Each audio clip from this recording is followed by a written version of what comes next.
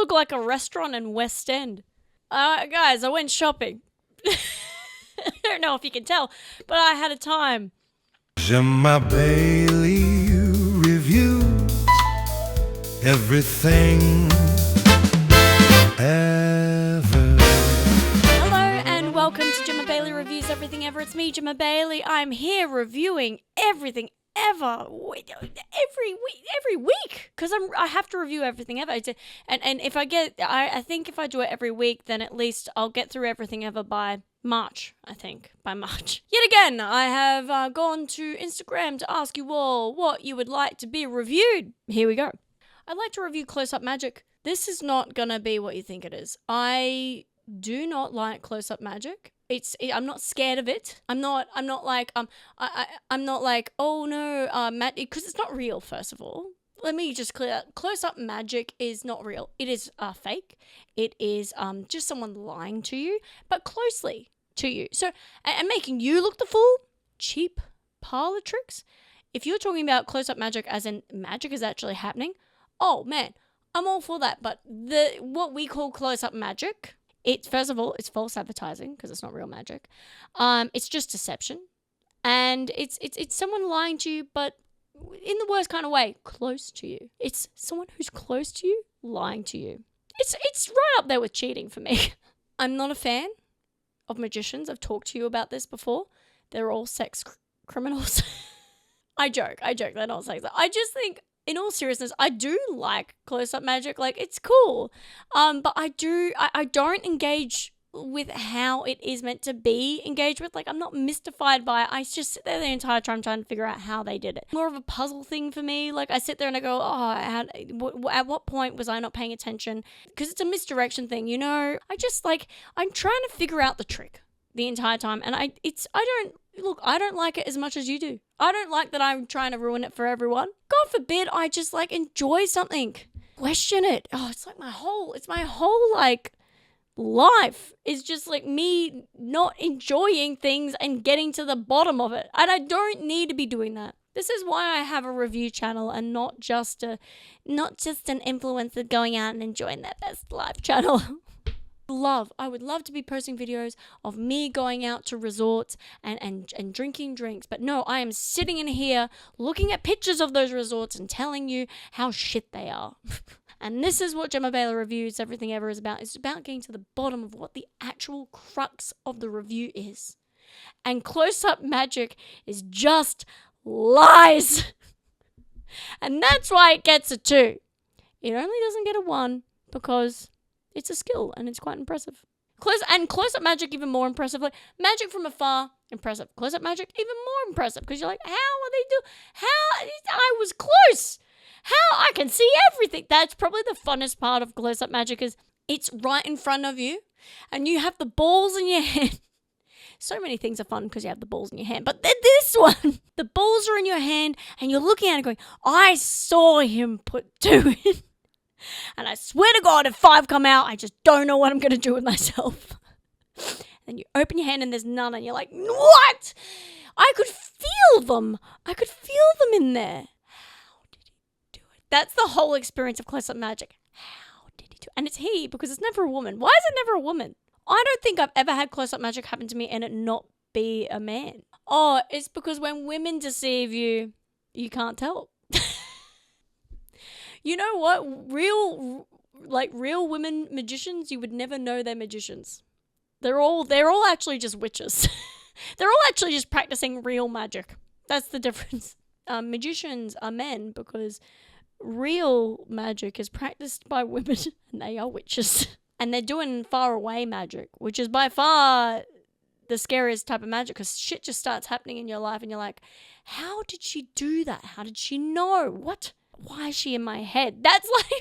That's far away magic, and that's real magic. It's like, how she's in her house doing spells with her friends. She's got 2 candles and some string, and she's written a thing, and it's burning, and then something happens, and then suddenly you're married. It's just, I don't know how it works. Yeah, so no, close-up magic, 2. Did I say 2? 2. But if you look behind your ear, it's 4. No, it's 2. It's 2. It was always 2. We are reviewing Disney princesses. Let's start with my favorite Disney princess. My favorite Disney princess was... See, I watched a lot... My dad did this thing when we were kids where he made sure that the Disney princesses we were watching were like spunky. Or so I watched a lot of Mulan. He was like, oh yeah, I think he said, I liked you guys watching Mulan because Mulan went and fought in a war even though she was a woman. And I was like, it's very progressive of you, Dad. So I think that's the kind of difference with the Disney princesses I like versus I don't like. I don't like myself a passive princess. So let's get the Disney princesses up. There's an official lineup. So they're 13. Okay, so Snow White, Cinderella, Aurora, Ariel, Belle, Jasmine, Pocahontas, Mulan, Tiana, Rapunzel, Merida, Moana, and Raya. Who's Raya? Oh, Raya's from Raya. I haven't watched Raya. Is it good? Why is Anna and Elsa not in there? Not official members of the Disney Princess franchise because the Frozen franchise is immensely successful that it operates on its own. Okay, they were so good at being princesses, they're just their own thing. Okay. I guess, when you get to the top and you can no longer hang out with your pleb friends, because that's the price of success. Well, I have to rank them now. So I think that we're going to go Mulan, Tiana, Merida, Moana.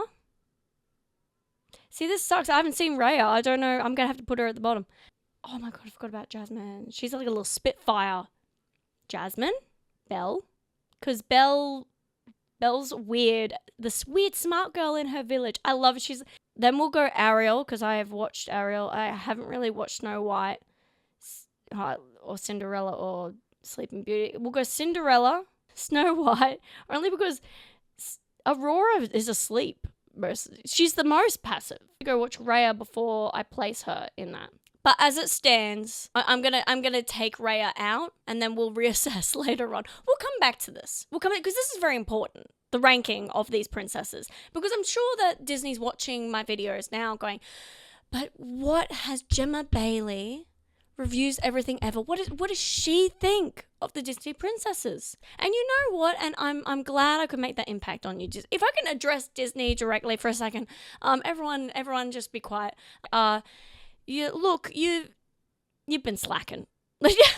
We all know that you've been doing a lot of coasting on your IP. So what I suggest is, make some original content.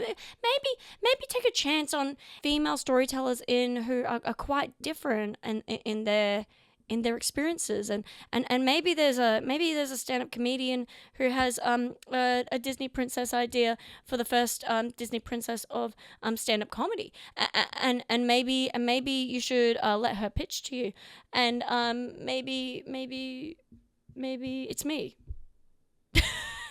and let me do that, and come on, like this is my pitch. Come on, just let me. There's a story there because I'm definitely an underdog. Until I get good, I'm an underdog. I want to have a montage, though. Like a stand-up comedy Disney princess montage where I get good at stand-up comedy. It's like a Mr. Miyagi thing. Yeah, where he's teaching me how to do stand-up comedy, and then I get really, really good. Oh, man. Yeah, let's do that. All right, well, I'll wait here for your call. Disney, email in. Jemma Bayley reviews everything. I've got ideas. I can be the 14th Disney princess. Fuck, it's hot in here. I need a fan. I need fans in here. Not you guys. Actual fans would be great. I don't mind them. They are not my go-to movies, but I don't mind them at all. Let's give them 3 stars. Like, even as a kid, I was neither here nor there about them. I was too busy watching anime, though. Next review. We are reviewing birth orders. Is a popular topic on the internet. Can you tell which one I am? No. Can you tell which one I am? I did read somewhere that the youngest child is like most likely to be a stand-up comedian, which is kind of funny because like I couldn't imagine my younger sister being a stand-up comedian. I could see her being an actor, and I am quite anti-authority and aggressive and outrageous like a middle child. So I guess that kind of suits. My older sister is very militant, other parents-ish. So like my family falls into that exact like, Birth order refers to the chronological sequence in which children are born into the family, oldest, middle, youngest, or only child. I always forget about the only child. Yeah, see, firstborns are often seen as responsible leaders, middle children are diplomatic negotiators, and youngest are outgoing. For modern research finds these personality effects to be minimal. Yeah, I think so too. I also think that they're minimal. Yeah, it's much of a muchness. I think what happens is basically you are born. Hey guys, this is what happens to you. When you're born, things happen to you, and that can affect you somewhat. And then your biology, what you are, affects you. Oh yeah, I'm just describing nature versus nurture. Keep going to describe things and they already exist, which is kind of cool in a way, because I think this is a very like optimistic way of looking at me just being obtuse. But whenever I think of something and it already exists and it's like a scientific term or like whatever, I think to myself, wow, I'm thinking the same way as scientists were thinking back in the day before they discovered these things. Wow, I must be smart. Is in a weird way a really like healthy way to think, as opposed to going, you idiot, that's already like being so down on yourself about a thought process that has of course been thought of before. Am I mentally healthy or what? I don't think I'm that comforting to my friends who have like anxiety or depression, because I can't. It's, you know what it is? It's like when you're sick and that person says to you, hey, just eat well. That's not helpful, especially if you are like, maybe have an addiction to sugar. Go outside, like you have agoraphobia, like you could have something like crazy happening to you, and I go, eat a vegetable. That's the level I'm being on. Just think nicely about yourself. I can't help. I'm trying to help. I can't help. I'm just acknowledging that a lot of things are bigger than what I've experienced. And I'm not going to pretend that I have the ability to empathize. Anyway. Anyway, that sounds like a you problem. So no, I don't think this is real. I'm not saying that as a middle child just because like the middle child doesn't really get the best rap when it comes to these things. I'm just saying it's much of a muchness. So much is happening to you in your life. Like, I think getting beat affects you more than the birth order. Like, let's be real. Although I will. That being said, I am going to go through and I'm going to review the birth orders. Firstborn, you get a 4. You're a good functioning human being. You know what you're doing, but you're a bit of a buzzkill sometimes. Middle child, I'm trying really hard not to be biased. You are fun. You are a menace. You need to sort out your shit. So we're giving you a 3. Youngest children, you get a 1, and that's not your fault. Because you are neglected and a baby and a sook. And and only children, you get a 5. Because you got all the things. You got it all going on. You're grounded. You're like you get all the you're happy. You are boring though. But we're not. You know what? If that's all that's bad with you, you're doing pretty well. Anyway, I hope you all liked that. I'm guessing a large majority of you didn't. Anyway, but I'm ranking birth order as I don't think it's a thing. It's 2. It's a 2. I would like to review charcuterie boards. I am over 30, so I think they're fantastic. I think they're the best things that could ever be at a party. I don't know if any of that. I don't really drink.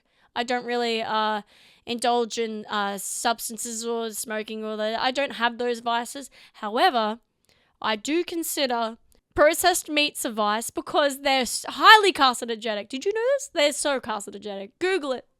It's sad. I used to work at a deli. Because of that, I feel like I have very particular like views on charcuterie boards, like how they're meant to be like presented. Because like when I was taught how to do, because we used to do charcuterie boards for order. It depends on who you're making it for. If I'm making a charcuterie board for me, there's no fruit or nuts on that thing. If I'm having charcuterie board for myself, that's a treat. And I'm not sullying that with like any fruits or nuts or anything that's good for me. I can eat that during the week. I'm having processed meats, cheeses, dips, chocolate. And if it's in season and if I have a hankering, that's the only time if I have a hankering, I stand by it like it's such a big deal. If I have a hankering, I stand by that hankering and I will otherwise, no fruit, no vegetables.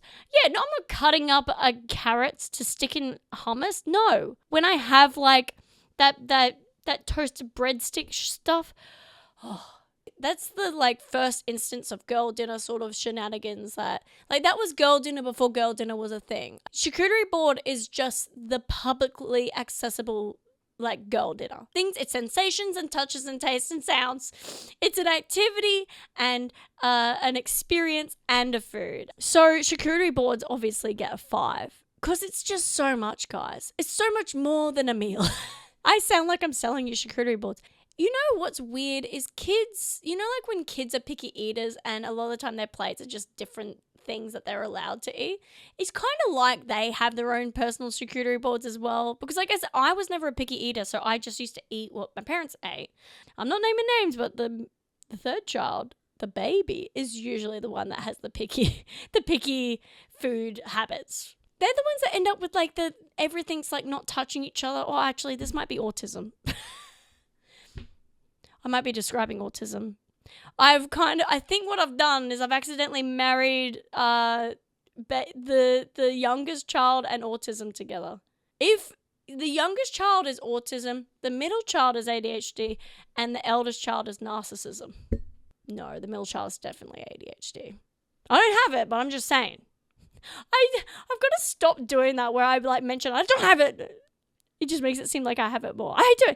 We're going to get a diagnosis. Hold tight, guys. Hold tight. I would like to review pointy sticks. Oh man, a good pointy stick is a fun time. Especially, like, I don't know if you went camping as a kid, but finding a pointy stick and just skewering various things with it that you find is fun. Like, that's an activity for you and your kids. Pointy stick, get all the leaves and just stick it on the stick. What are you going to do with it? I don't know, your kids. You just pretend that it's something. I don't know, all right? As far as pointy sticks for adults, there's skewers. Hey? That is a professional pointy stick. That is that's what all pointy sticks aspire to be. No, a stake. Sorry, we're going medieval. Stakes are the biggest pointy stick. That's what I reckon skewers look up to stakes and they go, oh, one day I will be a big stake. Maybe I'll be plunged into the heart of a mythical creature. Like, oh, wow. Their stakes are like the superstars of the pointy sticks. And then skewers, I want to say they're just the regular people. And then toothpicks, they're kids. Oh, they're the babies. They're the babies of the skewers. Toothpicks? Oh. So we have babies. Babies want to grow up to be... A toothpick looks up to a stake and goes, wow, I want to be that when I grow up. Like how kids think of astronauts, but then they just grow up to be like their parents was just a skewer. And that's fine. Fine. Because when you think about it, you don't want to be a steak. It's too much pressure. It's too much pressure to be an astronaut. Are there only 3 types of pointy sticks? I'm racking my brain. I think that's it, guys. Because chopsticks don't really count. Because they're blunt and they're for picking up. They're not for skewering. They're not for Is there a pointier stick than a steak? A big steak? Unless you count, how they used to make, fences. You know the fences that are really they're just like a log and they've been so people can't get over them. That is, oh man. If a steak is like a celebrity, one of those is like a superhero. That's an out of world sort of there's no way you're getting a pointier stick than that. That's the pointiest stick you'll get. Damn. You could impale several creatures on that. I'm going D&D style. You can impale so many bodies on that. And as a warning to the other monsters in the area, don't you come to this village. That's what that's about. Or when you're trying to overthrow your government or the monarchy and you cut the queen's head off and you put it on the stake. That stake, that's a very important stake. Anyway, yeah. Oh, sorry. If we're going to review pointy sticks, they've had a big impact. Sorry. They've had a big impact on history and the world. I don't think, you know what? Pointy sticks might have been the start of civilization. Because what's a spear if not like a pointy stick that's been made pointier? You know? We could not exist. I don't think we can exist without pointy sticks. It's kind of like the wheel. You know, everyone's all like, oh, the best thing since sliced bread. Oh, the wheel. Everyone's like, oh, yeah, the wheel. It's such a great invention. Pointy stick isn't getting enough. Pointy stick is right up there. You know what? It's undervalued. We're giving it 5. Pointy sticks get a 5. I'm glad. This is why we do this. We're going to review pool, not the body of water in your backyard, but the game that you play at the pub. But in Australia, pool is a common thing to have in like RSLs and bars and stuff like that, because it's a fun thing to do. But they've got those like automatic ones where you like pull it out and you put the coin in, you shove it in, and then it gives you balls.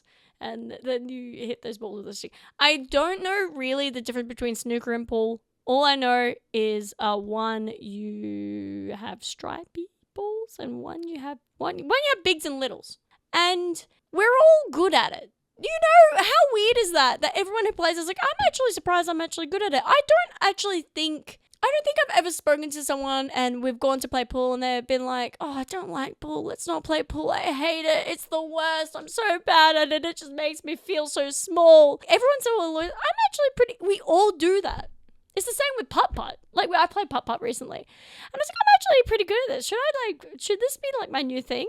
No, everyone's kind of good at it because it's like, not, it's a table. Like, golf is hard because it's big. It'd be like we would all be shit at pool if it was on a massive scale. I'm describing soccer, I think. What is big pool? Big pool, you need a stick, you need balls, and you need the balls to hit other balls. It's Quidditch. It's not Quidditch. Yes, so what I'm trying to say is you're not good at pool. Pool is just beginner level easy. I will say it's probably hard. It's hard to master. It's like one of those things where like anyone can play, and that's, you know what, that's why it's in bars, because everyone can play. If you're a professional pool player, why are you watching my videos? Am I big in the pool community? It'd be so funny if I found out that like there was a particular community that's like, Jemma Bayley reviews everything ever. We can't wait for her to review what's another obscure darts.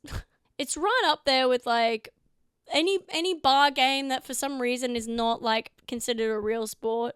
You know, like bowling and darts and pool and like all the like the stuff that you can do when you're drunk. Always games where you're pushing something away from you. You can't be drinking and snowboarding. I mean, you can, and people do, but like you probably shouldn't because you could fall off a cliff. You know, you can't be like drinking and playing. Oh, you know, you should not be drinking and throwing darts. That's like a sharp object. I know you're throwing it away from you, but you're still throwing a sharp thing. I'm calling for a ban on darts and bars. And will everyone stand up with me? That should be in a doctor's. That should be an eye test. That shouldn't be in the public. I would like to replace it with shot put.